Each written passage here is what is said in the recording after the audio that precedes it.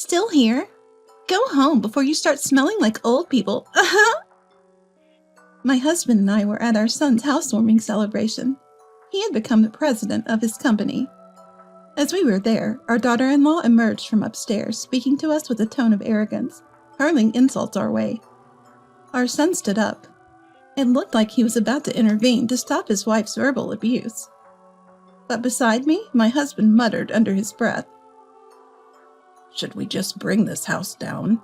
His words caught the daughter-in-law off guard. She let out a mismatched, "Huh?" Little did she know, it wasn't just the house that might come crumbling down. It was her life, too, though she couldn't possibly imagine it at the time. I am Martha, about to turn 64.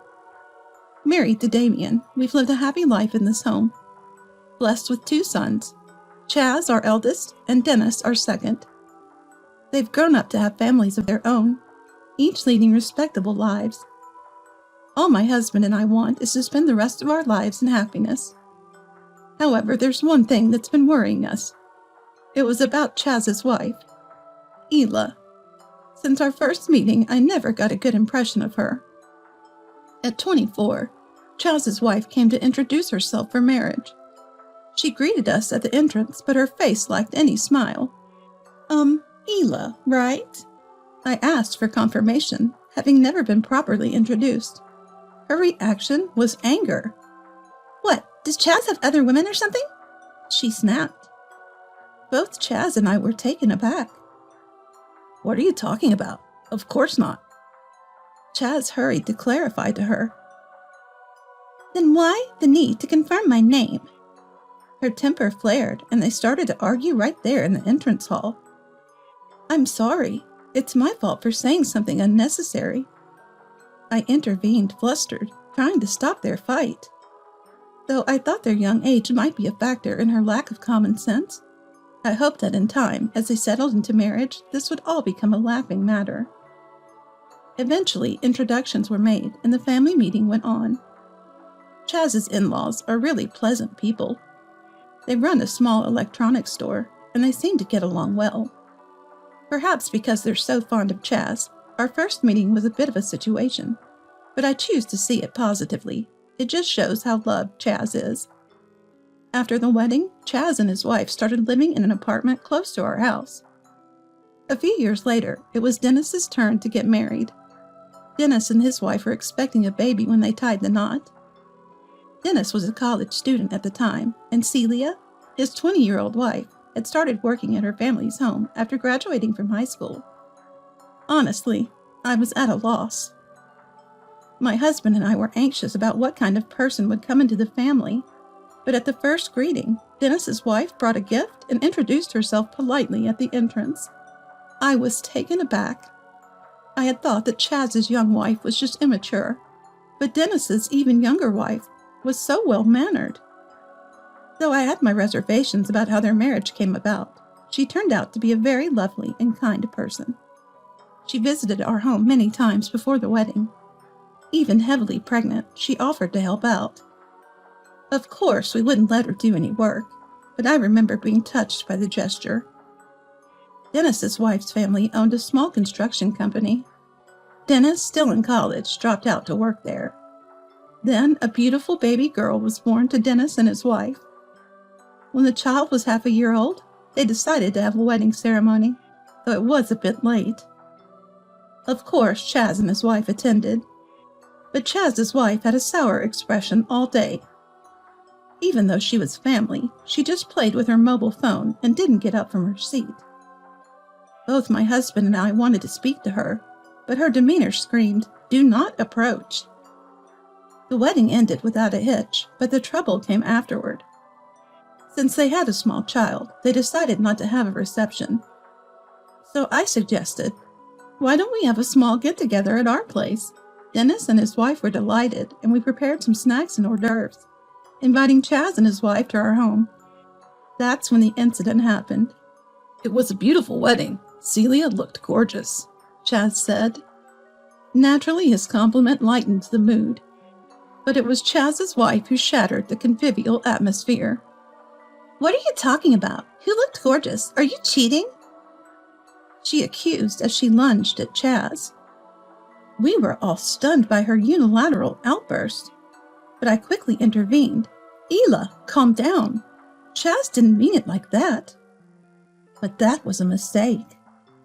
Chaz's wife turned her ire towards me, glaring as she shouted, "What kind of parenting results in such a philanderer? Maybe it's your fault." Then she turned on me. "Ela, calm down. Ela, please stop.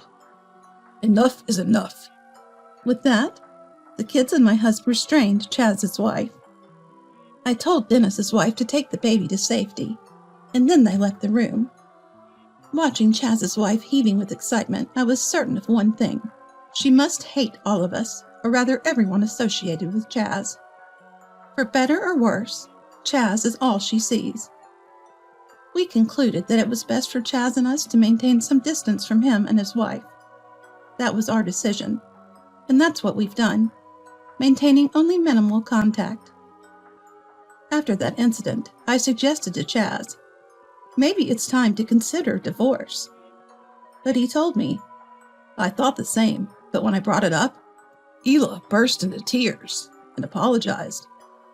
After their apologies to us, my husband and I decided to let them handle their issues on their own. Despite everything, Chaz and his wife celebrated their 15th wedding anniversary. They didn't have kids, so we rarely saw each other, but we all preferred it to facing trouble. My husband and I thought it best to just let things be. Then one day, Chaz called. His side project, a game development, was taking off, and he decided to go into business full-time. In other words, Chad was going to be a CEO. He was developing an app game and didn't need a big office, so he planned to hire a few employees to work remotely. He needed a conference room and a workspace at home, so he was planning to build a new house equipped with those.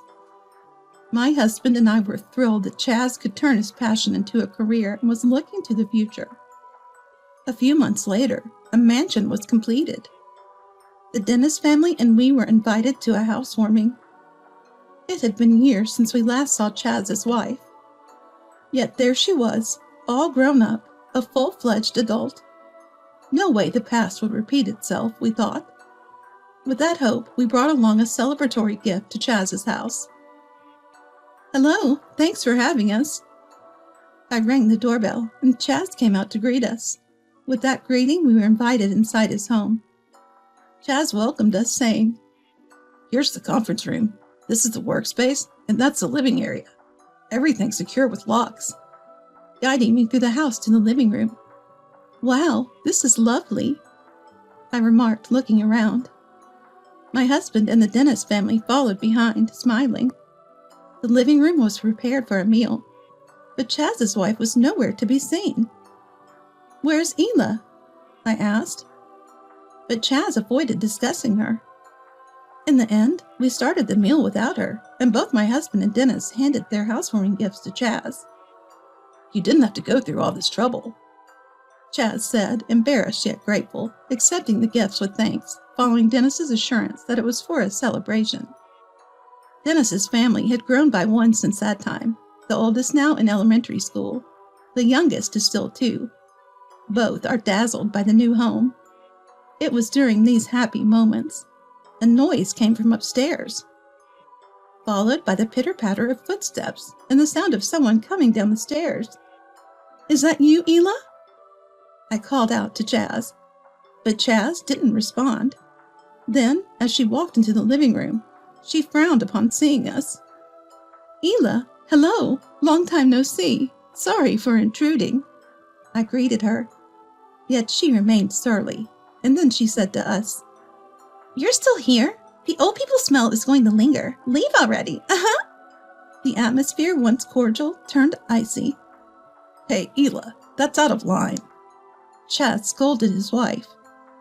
But his wife didn't seem inclined to accept the rebuke. "But it's true. This brand new house is getting tainted because of them. I told you not to invite them. You get that? You're a president now. We don't live in the same world as these old fogies who can't retire or the average Joes who dropped out of college and got married because of pregnancy." Dennis's family and I were lost for words.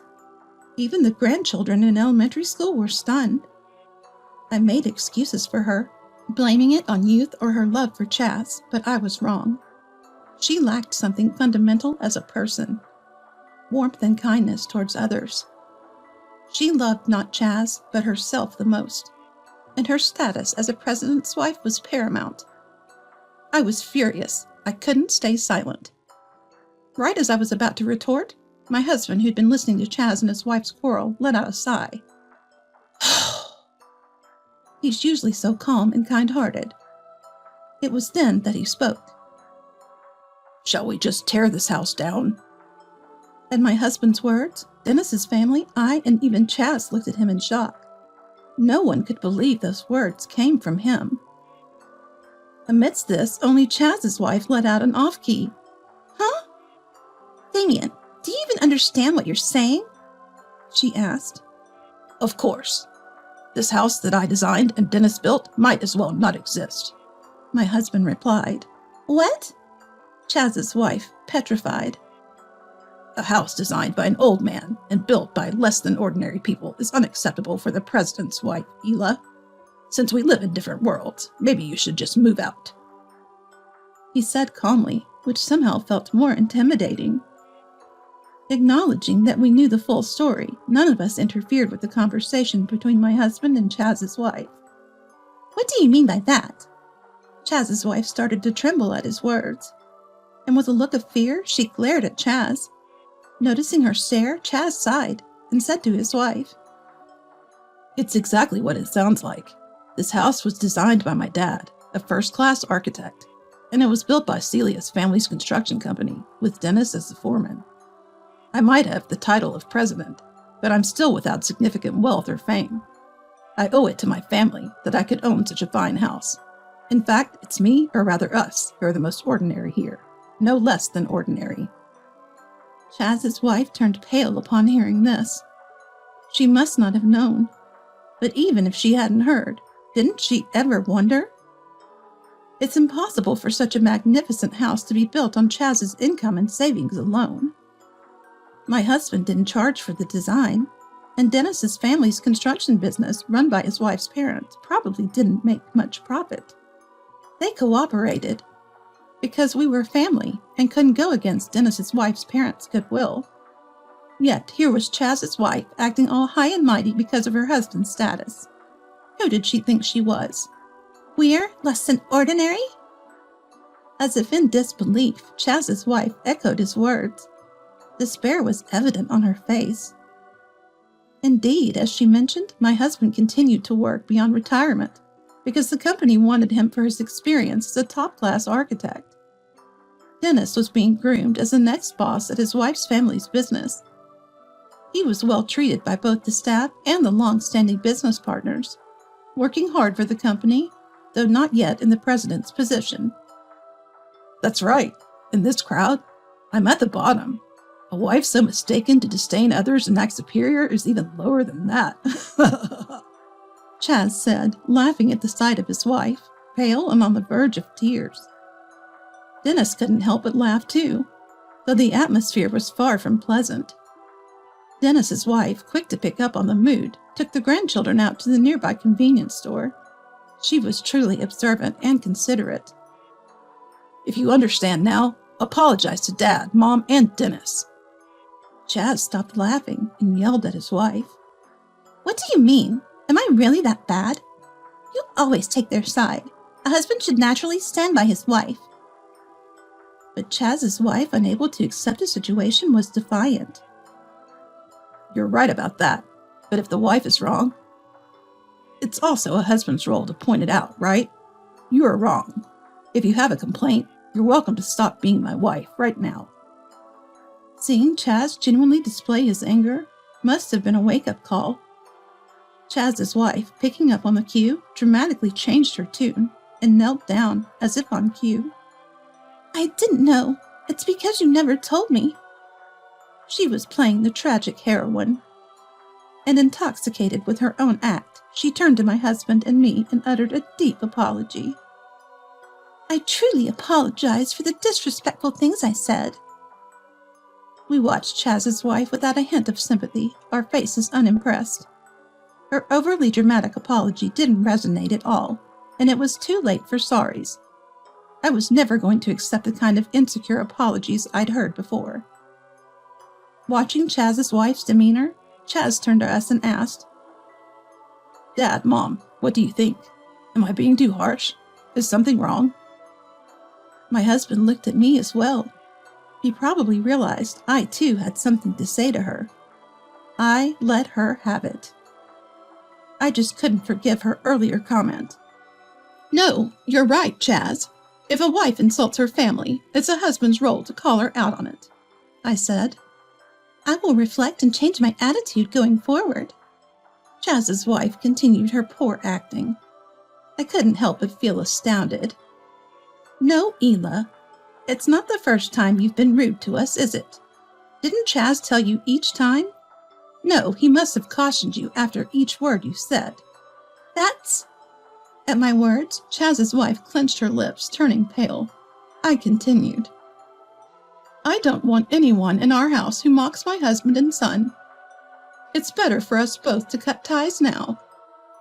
"Martha!" Her voice was a desperate plea. Married for 15 years? It was the first time she called me Martha. "We live in different worlds."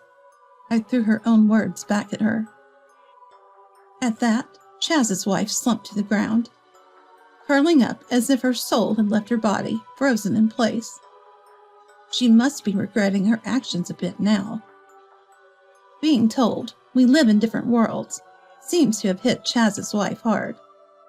It's ironic that she felt so damaged by her own words.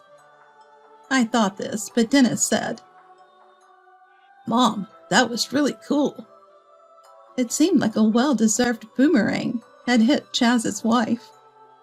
Eventually, Chaz decided to divorce her. She had seemed so in love with Chaz. I thought it would be difficult, but she signed the divorce papers easily, after just a few days of arguing. When Chaz suggested, "If you want to stay with me, Ela, work and pay your share for this house we got cheaply," she became furious. Apparently, when they married, Chaz had mentioned he wanted his wife to be a homemaker.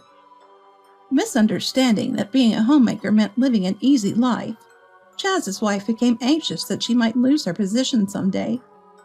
Instead of supporting Chaz and growing as a wife, she began to restrain him. Moreover, she avoided having children, claiming it would be too much trouble. It was clear that Chaz's wife loved herself more than Chaz. Her arrogance grew, alongside Chaz's success as a CEO, and this time her high and mighty attitude led to her downfall. "I'm sorry. I'll do anything. Please forgive me." In the end, Chaz's wife cried and begged. But when Chaz responded, "Okay, Ela, work and pay your fair share for this house, despite getting it cheap. Isn't that what sincerity is?" she turned red with rage and lashed out. "Work? That's not what you promised when we married. This is fraud." Chaz seemed completely exasperated by what he heard. He had realized for a few years that his wife was clinging not to him, but to the lifestyle that allowed her to live without working. He had subtly suggested that she get a job or find a hobby to get out of the house. But then she accused him of having an affair. In recent years, even talking to a woman at work would bring complaints, and this control was starting to affect his job. Mentioning family would sour her mood, and naturally their conversations had dwindled. He regretted letting her have her way for 15 years, but he could only be glad he had realized the truth now. There was still a lot of life ahead. Chaz could restart his life anytime he chose. After getting booted by Chaz, Ela grudgingly went back to her childhood home. Startled by the news, Ela's parents immediately got in touch with Chaz to hear his side of the story. It was then they first got wind of what had happened. Being sensible folks, they didn't take kindly to their daughter's misconduct. Once they learned about the offense to us, they brought Ela along with some sweets to offer as an apology to our doorstep to make things right. "There. Apologize!" they demanded in front of us. "No, it's quite all right. An apology won't undo the divorce," my husband responded. Of course, her parents agreed.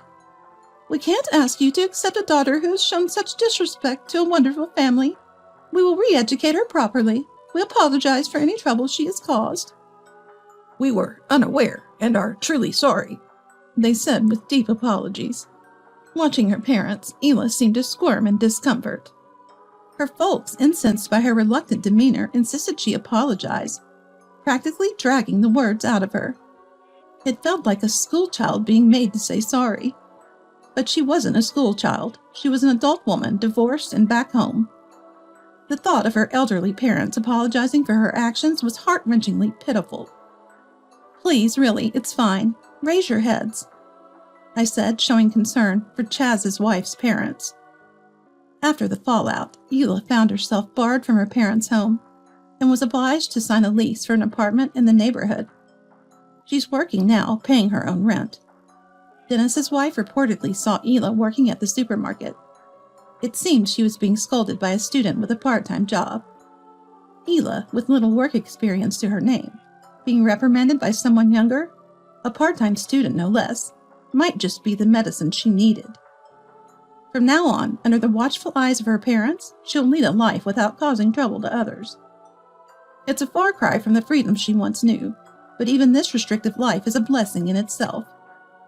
Ela, who never realized her happiness and looked down on others, until she can appreciate her current situation, a bit of hardship and strictness may be necessary. Since then, my husband and I live a peaceful life in our later years with no worries. Although Chaz being alone is somewhat concerning, the Dennis family is close by.